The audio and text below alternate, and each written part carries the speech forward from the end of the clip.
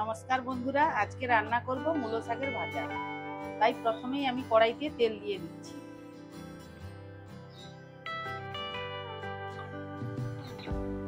তেলের মধ্যে দেবো একটু কালো জিরে, দেবো ছোট ছোট করে কেটে রাখা পেঁয়াজ আর লঙ্কা,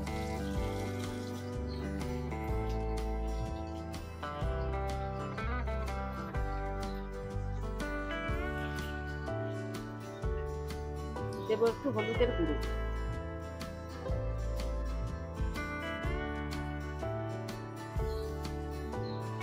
এগুলো আমি ভালো করে ভেজে নেব। পেঁয়াজটা ভালো করে ভেজে নিয়েছি, এবার কেটে ধুয়ে রাখা শাকটা আমি দিয়ে দিচ্ছি।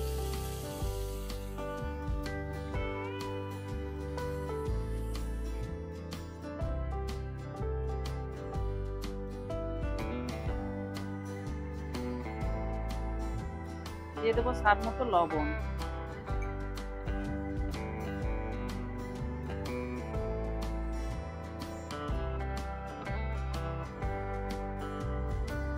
এরপর দেবো সামান্য একটু চিনি,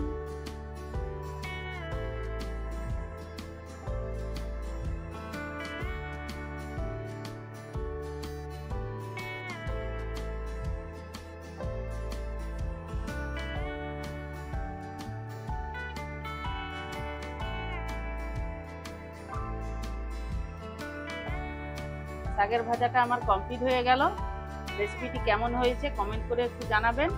দেখা হচ্ছে পরের ভিডিওতে।